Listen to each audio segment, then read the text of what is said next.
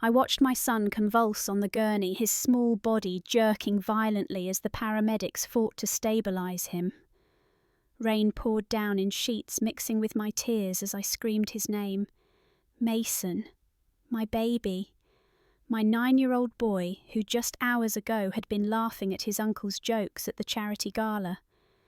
The red and blue lights of the ambulance strobed across the parking lot of Wake Medical Centre, turning everything into a nightmare kaleidoscope. I tried to climb into the ambulance, but someone grabbed my arm. I turned to see Carter, my younger brother, standing there with the strangest expression on his face. Not concern, not fear. Something that looked almost like satisfaction hidden behind a thin mask of worry. "Kendra, calm down," he said, his voice steady and controlled. "He probably just ate something bad at the event. You know how those catered affairs can be." I yanked my arm away from him and watched as Ryan, the lead paramedic, pushed Carter aside with surprising force. Ryan's face was grim as he leaned close to Mason, checking his vitals with practiced efficiency. "Ma'am, we need to go now," Ryan called to me. His pupils, a pinpoint heart rate is dropping. "This isn't food poisoning, this is opiate toxicity." The words hit me like a physical blow. Opiate toxicity. My son, my careful, cautious son, who I monitored like a hawk because of his peanut allergy. Before I could process what was happening, Ryan turned to me as they loaded Mason into the ambulance. His eyes met mine with an intensity that seemed to carry a warning. "This isn't the first time I've seen this," he said quietly, his words nearly lost in the wail of the siren. 3 years ago in Georgia, same presentation, same family dynamic. Then the doors slammed shut and they were gone. If you want to know how a mother's worst nightmare became her greatest fight for justice, please hit that like button and subscribe. Drop a comment below telling me what you would do in this situation. Because what happened next changed everything I thought I knew about my family. Let me take you back to the beginning too, before that terrible night when everything fell apart. My name is Kendra Walsh and I thought I knew my family. I was wrong. I grew up as the eldest daughter of Gregory Walsh, CEO of Walsh Pharmaceuticals, one of the Southeast's largest generic drug manufacturers. My childhood was privileged but came with expectations. When I was 12, cancer took my mother in 6 brutal months. 2 years later, my father married Tamara, a pharmaceutical sales rep 20 years younger. I tried to be the good daughter who held everything together. Then Carter was born, my half-brother. Everything shifted. I went from being my father's favourite to invisible. Carter became the son we all orbited around. The long-awaited son, the heir, the legacy. I told myself it was natural and focused on my future. Duke University summa cum laude, a non-profit job in maternal health. Marriage to James, a charming hospital resident. Mason arrived 2 years into our marriage. For a while I thought I'd escaped the Walsh family dynamics. Then James left when Mason was 3, a surgical nurse and a web of lies I'd been too trusting to see. Suddenly I was a single mother barely making rent while my father lived in a North Raleigh mansion and Carter drove a Tesla. I swallowed my pride and asked for help. Just enough for childcare. My father agreed, but everything came with a price. Command performance dinners. Holidays. Watching Carter get lavish gifts while Mason got token presents. Family photos, where I was positioned at the edge, easily cropped out. I endured it. That's what my mother taught me. You endure, you sacrifice, you keep the peace. Carter grew into exactly what you'd expect. Entitled, reckless, cruel in ways that left no marks. He bounced from job to job, each arranged by our father, each ending in scandal, quietly buried with money. Pills first, then high-stakes poker in Charlotte. My father paid his debts every time, calling it tough love while enabling everything. Then 3 years ago, something shifted. Carter suddenly started spending time with Mason, Uncle Carter fun and spontaneous, taking his nephew to baseball games and movies. I was suspicious at first, but Mason loved him, and truthfully I needed the help. Working 60-hour weeks at the non-profit meant I was stretched thin. When Carter offered to watch Mason on weekends, I said yes. That decision haunts me every single day. It started small. Mason would come home from Carter's apartment tired, more tired than a 6-year-old should be after a fun weekend. Then came the stomach aches, the headaches, the weird mood swings. I took him to 3 different paediatricians. They all said the same thing. Stress maybe, adjustment to the divorce, growing pains. One even suggested I was being an overprotective mother hovering too much. But I knew my son. I knew something was wrong. The incidents escalated over the next 2 years. Twice Mason had to be taken to urgent care for severe lethargy and confusion. Both times they ran tests that showed elevated levels of antihistamines in his system. Both times I was questioned about what medications I kept in the house. Both times I felt like I was the one under investigation. Carter was always there playing the concerned uncle, suggesting maybe I needed to be more careful about leaving medications around. Maybe I was too stressed. Maybe I needed help. The gaslighting was so subtle I almost didn't recognize it for what it was. Then came Mason's 9th birthday. My father threw a party at his estate, the kind of over-the-top event meant more for social media than for a child. Mason seemed happy, running around with the few friends I'd invited playing in the massive backyard. Carter was there, of course, being the fun uncle, organising games and handing out prizes. That night Mason complained of being dizzy. I put him to bed early, checking on him every hour. By morning he seemed better.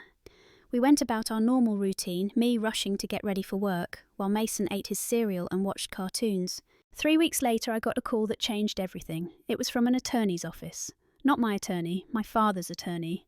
They wanted to schedule a meeting to discuss Mason's trust fund. I didn't even know Mason had a trust fund. The meeting was brief and businesslike. My grandfather, my mother's father, had established a trust for his grandchildren before his death.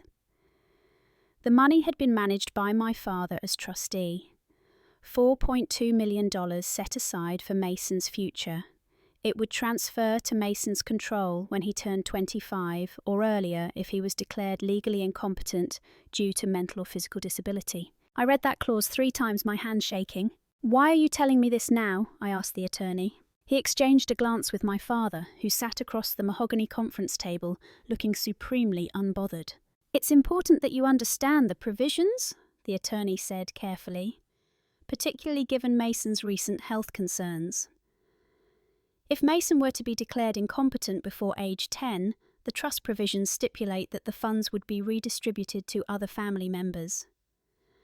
Specifically to your brother Carter as the next eligible heir." The room seemed to tilt. "Mason's birthday is in 5 days. "Yes," the attorney said, "we're aware." I looked at my father, really looked at him. His face was impassive, but there was something in his eyes, something cold and calculating that I had seen before but never wanted to name. "This is why," I whispered. "This is why Carter suddenly became interested in Mason. This is why my son keeps getting sick." "Kendra," my father said sharply, "you're being hysterical. Carter loves Mason. We all do. These accusations are exactly the kind of paranoid thinking that concerns us about your fitness as a mother." I stood up so fast my chair fell backward. "Stay away from my son." I left that office and drove straight to Mason's school. I pulled him out early, claiming a family emergency, and took him home. I called my supervisor and used a week of vacation time I'd been saving. I was going to keep Mason safe. I was going to figure out what was happening. But Carter moved faster than I anticipated. 2 days later, my father called and insisted we attend the annual Pharmaceutical Excellence Gala. It was a command, not an invitation. The whole family needed to be there. His reputation required it.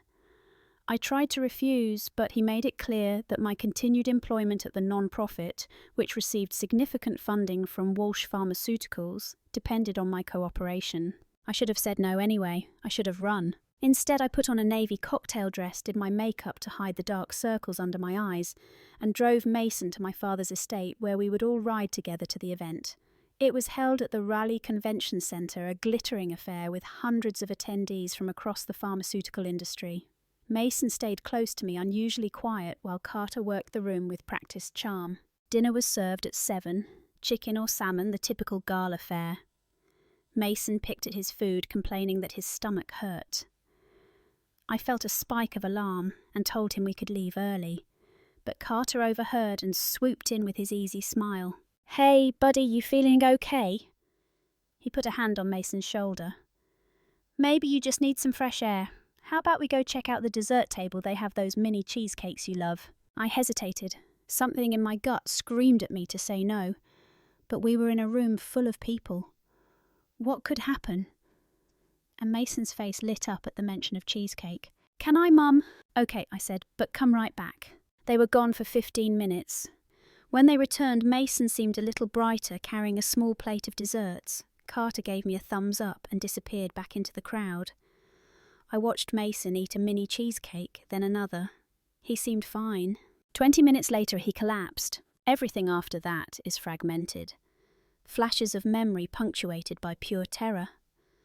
Mason on the floor convulsing, people screaming, someone calling 911.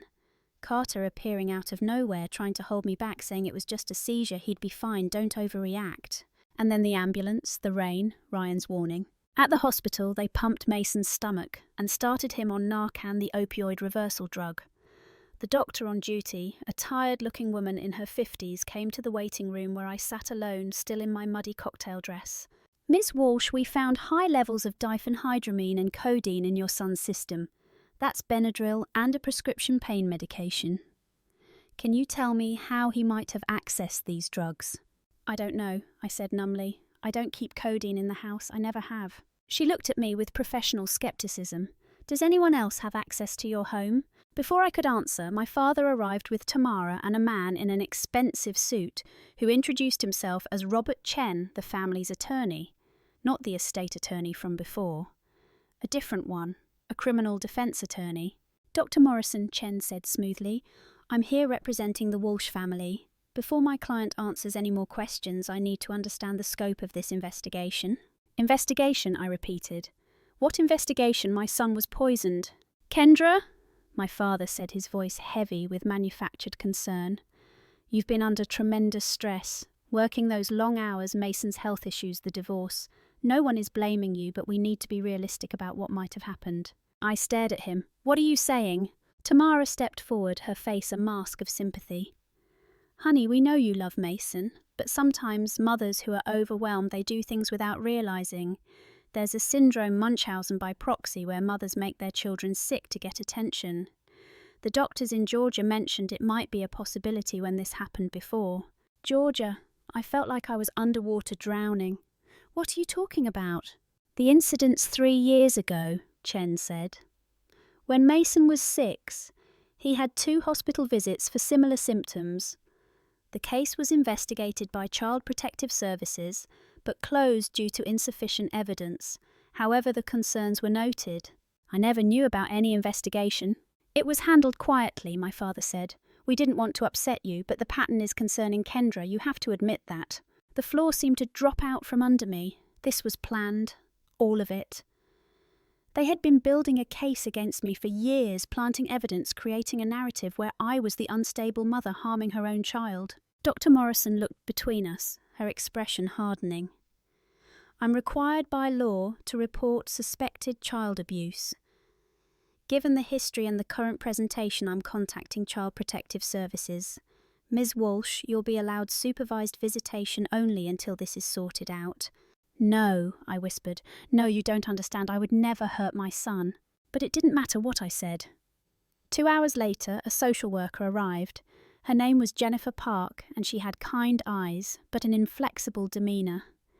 She asked me questions I couldn't answer satisfactorily. Why had Mason been hospitalised multiple times?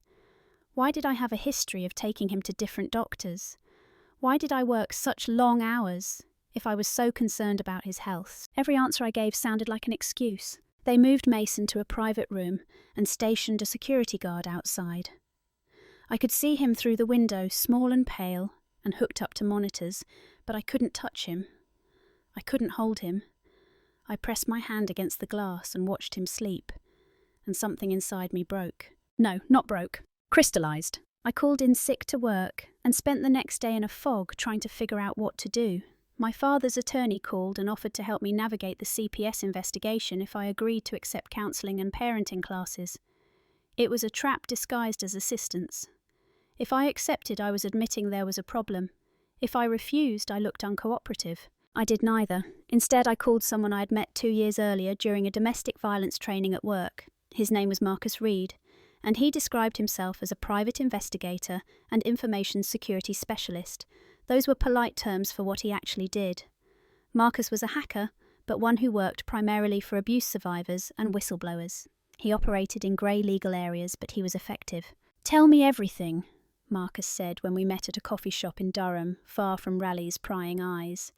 "And I mean everything. Don't leave out details because they seem unimportant," I told him. About Carter's sudden interest in Mason, about the trust fund, about the hospital visits and the accusations, about Ryan the paramedic's cryptic warning about Georgia. Marcus listened, taking notes on an encrypted tablet, his expression growing darker. "Okay," he said when I finished. "Here's what I think is happening. Your brother needs your son declared incompetent before he turns 10. That's in 4 days. The poisonings have been escalating in severity, but not quite enough to cause permanent brain damage. Yet. The last one was probably meant to be the final dose, but something went wrong. Maybe the timing was off, or Mason's metabolism processed it differently than expected. So what do I do?" My voice cracked. "They've taken my son. They've set me up to look like the abuser. I have no proof of anything." "We get proof," Marcus said simply. "Your father's attorney is the key. Everything about that trust fund, the estate management, the Georgia incidents, all of it will be documented. Lawyers love paper trails. We just need to access them." "How?" Marcus smiled, but it wasn't a pleasant expression. "You let me worry about that. In the meantime, I need you to do something. Reach out to parents in Georgia and Alabama. The other cases Ryan mentioned, find them. Get their stories. If this is a pattern, we need to establish it." "How am I supposed to find them?" "Hospital records are tricky, but I can get you names from news reports of child welfare cases in those areas around the right time frame. It'll take me a day. Can you wait?" I thought about Mason alone in that hospital room and shook my head. "I can't wait, but I'll start." That night I barely slept. I searched online for news stories about child poisoning cases in Georgia from 3 years ago. I found 2 that matched the time frame. One in Columbus, one in Atlanta. Both cases had been closed due to lack of evidence. Both times the mothers had been investigated and cleared, but their reputations destroyed. The next morning Marcus called. "I'm in." "In what?" "Your father's attorney's cloud storage. And Kendra, it's worse than we thought. There's a document titled Trust Fund Contingency Planning.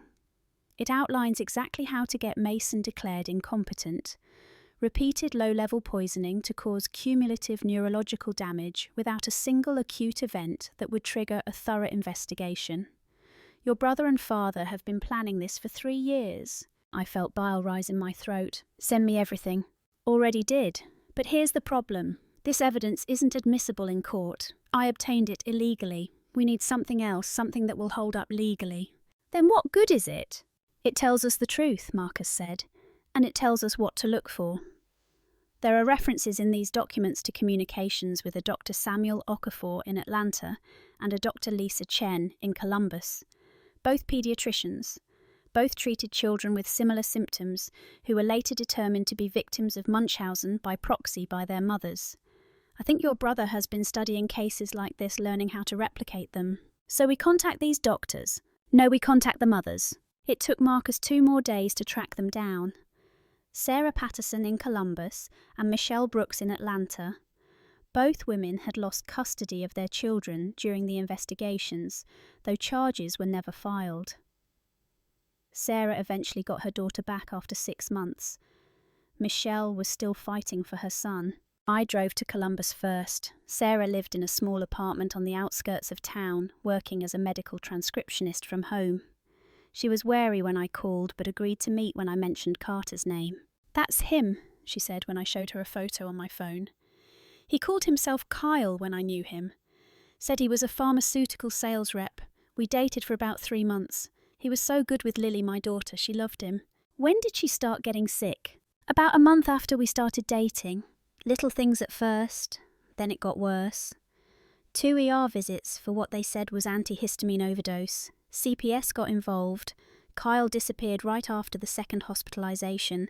Just ghosted me. I found out later his real name wasn't even Kyle." "Did you tell the investigators about him?" Sarah laughed bitterly. "Of course, they said it was suspicious that I was trying to blame a boyfriend who conveniently couldn't be found. Said it was a classic deflection tactic. Kyle had used a fake ID, fake references, fake everything. By the time they tried to track him down, he was gone." "I'm so sorry. Is he doing this to your son?" Sarah asked. "Yes, and I think he's done it before. Will you help me? What do you need? A sworn statement, medical records, anything that establishes the pattern. Sarah nodded slowly. I'll do it, but I need you to promise me something. You make sure he pays for this. All those months I couldn't see my daughter, all the therapy she needed, all the people who still think I'm a child abuser, you make him pay. I will. Michelle in Atlanta told a similar story. A man calling himself Marcus, who she met at a single-parent support group. A whirlwind romance. Her son's mysterious illnesses, the accusations, the investigation. And then Marcus vanished without a trace. I still haven't gotten Jacob back. Michelle told me, tears streaming down her face. He's with my ex-husband, who I left because he was abusive. But CPS determined that living with an abuser was safer than living with me. All because of that monster. By the time I drove back to Raleigh, I had signed statements from both women medical records and something else. A photo that Sarah had kept from her relationship with Kyle/Carter. In it, he's holding a medical supply bag with a pharmacy label partially visible. The pharmacy was Walsh Pharmaceuticals. I met Marcus at the same coffee shop. He looked at the evidence and whistled low. This is good. This establishes pattern and intent. But we still have a problem. Your son turns 10 in 2 days. The trust fund timeline is critical if anything happens to Mason before then. I need to see him, I said. I need to get into that hospital. They have a guard posted and you're on a restricted visitation list. How do you plan to do that? I don't know, but I have to try. That night I called Ryan, the paramedic who had warned me. We met at a diner off I-40 halfway between Raleigh and Durham. He was in his 30s, built like someone who spent his off hours at the gym, with kind eyes that had seen too much. I remember the Georgia case, Ryan said after I explained everything. I was working up there on a temporary contract. Kid named Eric, similar presentation. The mum was arrested, then released, then lost custody.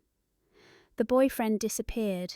When I saw your brother at the scene with Mason, something clicked. Same smirk, same casual cruelty. I looked him up afterward. Carter Walsh, same guy who dated Eric's mum under a different name. Why didn't you say anything? To who I'm a paramedic, not a cop, and I had no proof, just a gut feeling. But when I heard about Mason, I knew I had to warn you. I need to get into that hospital. I need to see my son. Ryan was quiet for a long moment. I shouldn't do this. I could lose my license. Please, he sighed. I have an old ID badge from when I did a clinical rotation at WakeMed. It expired, but the scanners sometimes don't catch it if you move fast. I can get you in, but after that you're on your own. Thank you. Don't thank me yet. If this goes wrong, we're both screwed. The next night, Ryan met me in the parking garage at WakeMed at 2 a.m. He handed me a pair of scrubs and the expired badge. ICU is on the 4th floor. Mason is in room 412. The guard does rounds every hour. You'll have maybe 10 minutes when he's checking other rooms. Don't get caught. I changed in a bathroom stall and clipped the badge to my scrubs. My heart was pounding so hard I thought it might burst through my chest.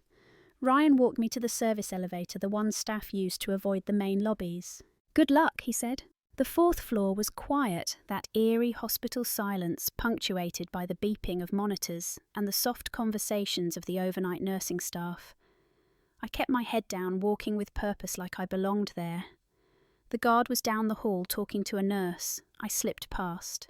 Room 412. I pushed the door open slowly. Mason was asleep, looking so small in the adult-sized hospital bed. His face was peaceful, unaware of the war being waged over his future. I moved to his bedside, taking his hand carefully to avoid disturbing the IV line. "I'm here, baby," I whispered. "Mommy's here." A sound behind me made me freeze. I turned to find Carter standing in the doorway wearing janitorial coveralls, a supply cart beside him. "Well," he said softly, "this is unexpected. Stay away from us." Carter stepped into the room, closing the door behind him. "You really thought you were clever, didn't you? Driving around playing detective, talking to my exes. But you're too late, sis. Tomorrow's Mason's birthday, and tomorrow he's going to have a tragic relapse that leaves him brain damaged, permanently. You're insane. I'm practical. That money should have been mine from the start. Grandfather's little princess getting everything while the real heir got nothing. But I fixed that. I'm fixing all of it." He reached into the cart and pulled out a syringe. "You won't get away with this," I said, stepping between him and Mason's bed. "I have evidence. Statements from Sarah and Michelle. medical records, the trust fund documents. Carter laughed. Evidence you can't use. Marcus right. Your little hacker friend Dad's attorneys are already working on having anything he obtained thrown out. Fruit of the poisonous tree. Even if you go to the police, which you won't because you're a fugitive right now, trespassing, violating a court order, you're in my world now. He moved toward the IV line. I don't remember making the decision. One moment I was frozen, the next I was launching myself at him. We collided hard, the syringe flying from his hand and skittering across the floor.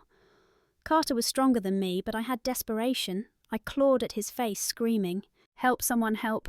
Carter threw me off. I hit the wall hard enough to see stars. He retrieved the syringe and turned back to Mason's bed. "You can't stop this," he said. But the commotion had drawn attention. The door burst open and the security guard rushed in with Ryan close behind.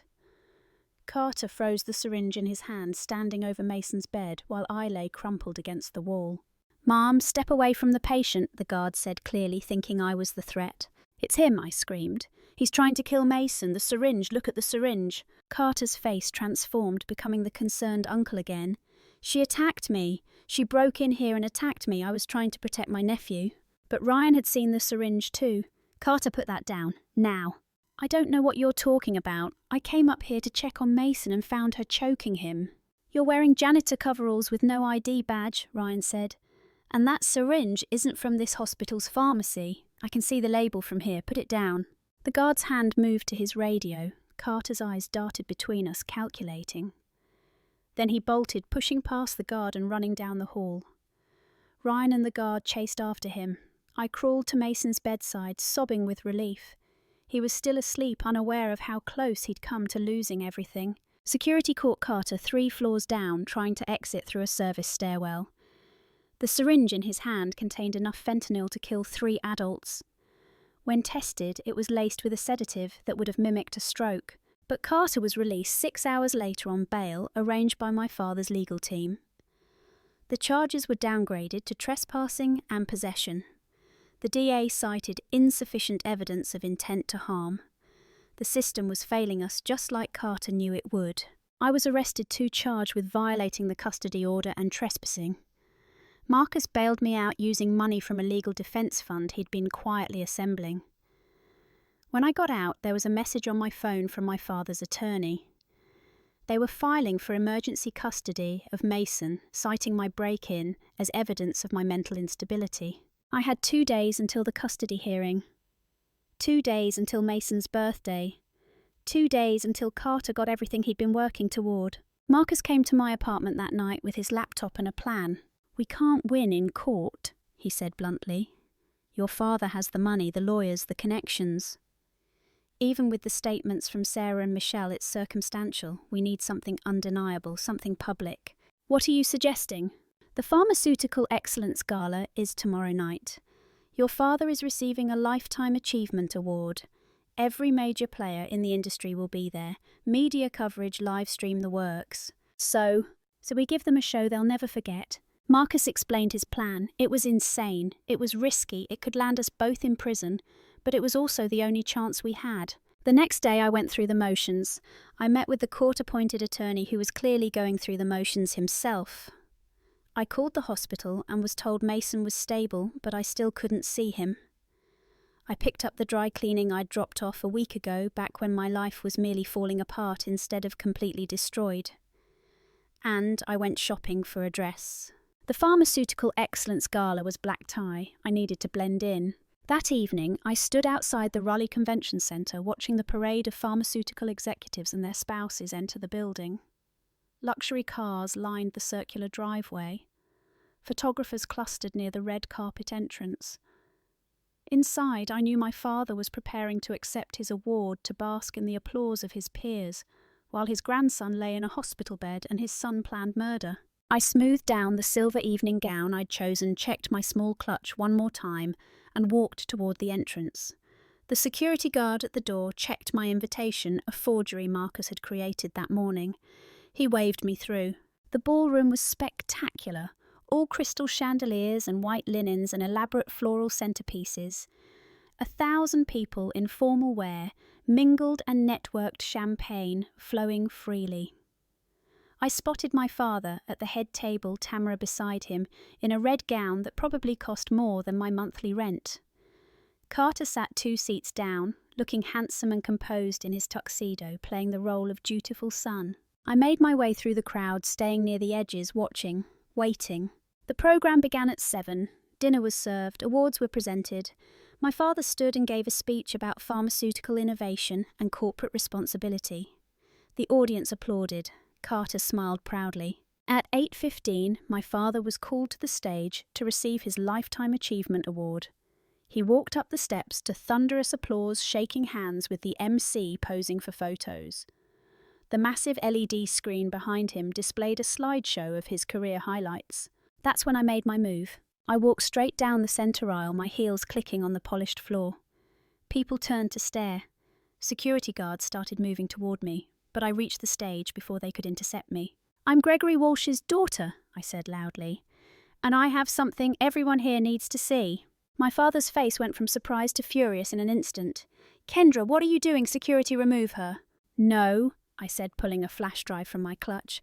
"Not until they see this." Marcus had hacked into the convention centre's AV system that afternoon. All I had to do was plug in the drive. The slideshow of my father's career vanished, replaced by video footage, not the trust fund documents or the statements from Sarah and Michelle. Those were too complicated to explain in the moment.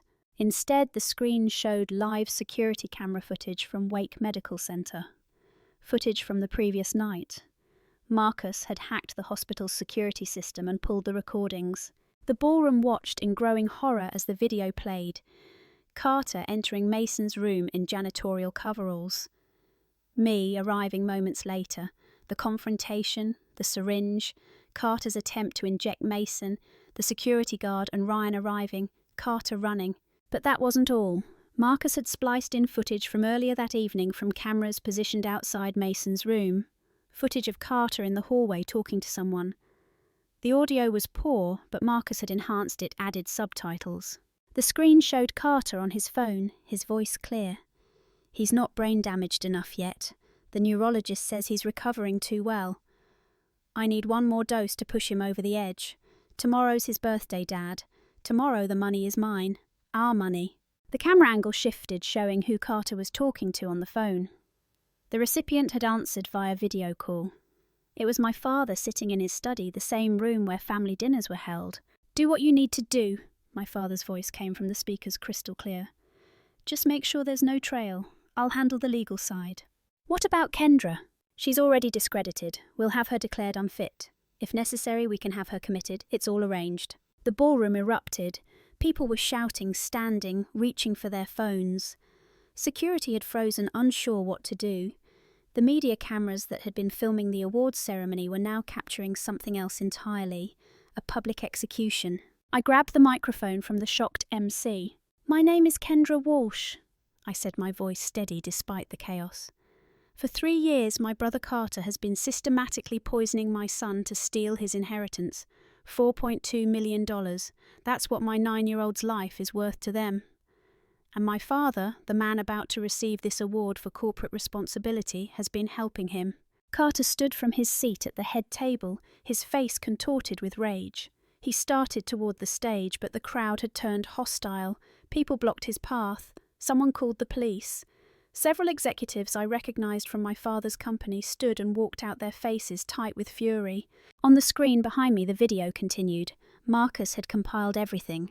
Footage of Carter visiting Mason at the hospital on previous occasions, always alone, always carrying a bag. Footage of my father meeting with his attorneys, discussing contingency plans. Screenshots of the trust fund documents with highlighted sections showing the inheritance clause. Photos of Sarah and Michelle's children, both victims of Carter's previous schemes. And then the final piece. Medical records Marcus had obtained showing that Mason's symptoms corresponded exactly with the dates Carter had visited him. A clear pattern that any jury would understand. My father stood frozen at the podium, the award forgotten in his hand. For the first time in my life, I saw him looking lost. You destroyed your own grandson's life for money, I said to him. You let Carter poison him again and again, knowing exactly what was happening. You helped cover it up. You tried to have me declared an unfit mother to hide your crimes. This is illegal evidence, my father's attorney shouted from the crowd. Obtained through hacking. Maybe, I said, but we're not in a courtroom, we're in the court of public opinion, and they've seen enough. Carter finally broke through the crowd, reaching the stage. He lunged for me, but this time I was ready. I stepped aside and 4 women moved from the audience to block him. Sarah and Michelle, along with 2 others Marcus had found. 2 more mothers whose children had been Carter's victims. They formed a human barrier, their faces hard. You took our children from us, Sarah said. You made us look like monsters, but it ends tonight. Carter pulled a knife from his jacket, a small paring knife, probably taken from the dessert station. He grabbed Tamara, who had rushed to his side, pulling her against him with the blade at her throat. "Everyone back!" he screamed. "I'll kill her. I swear to God I'll do it." The room went silent. Security guards drew their weapons. The live stream was still running, broadcasting this nightmare to thousands of viewers online. "Carter," my father said, his voice strangely calm. "Son, put down the knife." "Son?" Carter laughed wildly. "Now I'm your son. Not when you made me do this. Not when you told me the only way you'd respect me is if I proved I could be ruthless like you. That's not what I meant." "Yes, it is." Carter pressed the knife harder against Tamara's throat, drawing a thin line of blood. "You told me real Walsh men take what they want. You said I'd never amount to anything unless I showed I had the spine to do what needed to be done. Well, I did it. I did everything you asked." The admission was being recorded broadcast, witnessed by 1,000 people and countless viewers online. My father's face crumbled as he realised his son had just confessed to everything in front of an audience that would never forget. FBI agents burst through the doors, having been called by Marcus, who was monitoring the situation remotely. They had been en route anyway, prepared to arrest Carter based on the evidence Marcus had anonymously submitted to them that afternoon. But now they had something better than hacked documents. They had a public confession. "Drop the weapon," an agent shouted. Carter's eyes darted around the room, wild and desperate. He looked at me, at our father, at the crowd of people who had turned against him. "This isn't how it was supposed to end," he said. "Let her go, Carter," I said quietly. "It's over." For a moment I thought he might do it. Then his grip tightened on the knife, and he screamed a sound of pure rage and frustration. The FBI agent fired a taser. Carter convulsed and fell, releasing Tamara, who stumbled away sobbing. He hit the ground hard, his body jerking with the electrical current. The same way Mason had jerked on that gurney in the rain. The same way all his victims had suffered. There was a symmetry to it that felt like justice, even though I knew justice wasn't really that simple. The aftermath was chaos. Carter was arrested and taken away, still screaming. My father was arrested too, along with 3 of his attorneys who had been present and caught on video discussing the cover-up. Tamara was taken to the hospital for the minor cut on her neck, then brought in for questioning. She turned on my father and Carter within hours, claiming she'd known nothing about the poisonings but had suspected financial irregularities.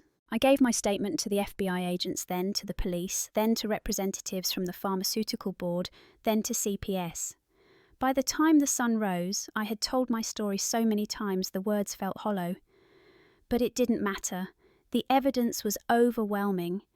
The public confession, the video footage, the medical records, the statements from Sarah and Michelle, all of it came together into an undeniable narrative. The headlines wrote themselves. Pharmaceutical executive arrested for attempted murder of grandson.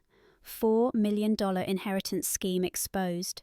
Corporate dynasty collapses in public scandal. 3 days later, Mason was released from the hospital into my custody.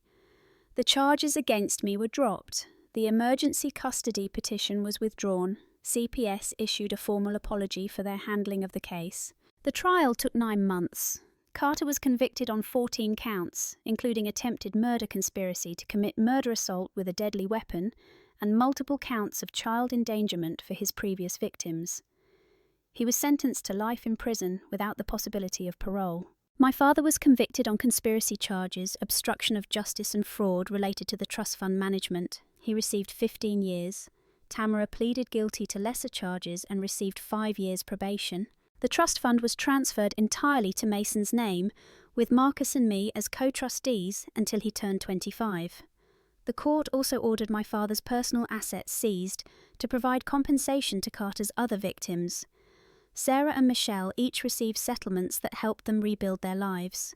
A year passed. I found myself standing outside the North Carolina Correctional Institution for Women, where Carter was serving his sentence. Visiting day. I hadn't planned to come, but something drew me here. A need for closure, maybe. Or perhaps just morbid curiosity. They brought him to the visiting room in shackles. Prison had not been kind to Carter. He'd lost weight, his skin had a grey pallor, and his eyes had a wild, unfocused quality. He looked at me across the plexiglass barrier and laughed. "Come to gloat?" he asked. "No," I said, "I came to give you something." I slid an envelope through the small opening at the bottom of the partition. Carter opened it with shaking hands. Inside was a single page, an itemised bill. "What is this?" "Legal fees," I said calmly. "Attorney costs, expert witness fees, private investigator expenses, court costs, FBI investigation expenses that the state has requested reimbursement for, all totalling approximately $4.1 million. Carter stared at the paper, his face going from confused to horrified. "The trust fund has paid all of it," I continued. "From the portion that would have gone to you, the money you tried to kill Mason, for the money you destroyed your life for, has been used to pay for your conviction. There's about $90,000 left, which will go toward Mason's college fund. I thought you should know." I stood to leave. "Kendra," Carter called out. "Kendra, wait." I turned back. "Do you think," he said, his voice breaking, "do you think Mom would have been disappointed in me?" "Our mother. The woman who died when Carter was barely old enough to remember her." "Yes," I said simply. "She would have been heartbroken." I left him there sobbing behind the plexiglass and walked out into the bright Carolina sunshine. Mason was waiting in the car with Marcus, who had become a constant presence in our lives. More than a friend, not quite a father figure, but something important nonetheless. Mason was playing a handheld video game, his dark hair falling into his eyes, looking healthy and whole, and completely unaware of how close he'd come to losing everything. "Ready?" Marcus asked. "Yeah," I said. "Let's go home." We drove to the park where Mason had a little league game. He was terrible at baseball, but he loved it, and watching him swing enthusiastically at pitches and miss was somehow the most beautiful thing I'd ever seen. He was alive. He was safe. He was mine. After the game, Mason ran to me covered in dirt and grinning. "Did you see I got on base?" "I saw, baby. You were amazing." He hugged me tight and I closed my eyes, breathing in the smell of grass and sweat and childhood. Later that night, with Mason safely asleep, I sat on my porch and thought about everything. The family I'd lost, the family I'd gained, the price of silence. Here's what I learned. Evil doesn't announce itself. It wears a familiar face. It sits at your dinner table and tells you you're overreacting, imagining things that you're the problem. But you're not. Mason is 10 now. He's thriving, healing, surrounded by people who truly care. The nightmares have mostly stopped. Some ask if I regret how I handled things, if I should have trusted the system. My answer is simple. The system failed us. If I had waited, Mason would be dead or brain damaged, and Carter would be $4 million richer. So no, I don't regret it. I saved my son's life. Nothing else matters. To every mother who's been called overprotective, accused of exaggerating, investigated instead of supported, listen to me. You're not crazy. You're not imagining it. You're not alone. Trust your instincts. Document everything. Find your people. Fight like hell. Because sometimes the monsters live in your house, and the only way to stop them is to turn on the lights and refuse to look away. So here's my question for you. What would you have done? Would you have trusted the system or taken matters into your own hands? Have you ever had to choose between following rules and protecting someone you love? Drop your answer in the comments. Hit that like button if this story moved you. Subscribe because there are so many more stories that need to be told. And if you or someone you know is in a similar situation, reach out for help now. Contact CPS, the police, a domestic violence hotline, a lawyer. Don't wait, don't hope it gets better. Never stay silent, your voice might save a life.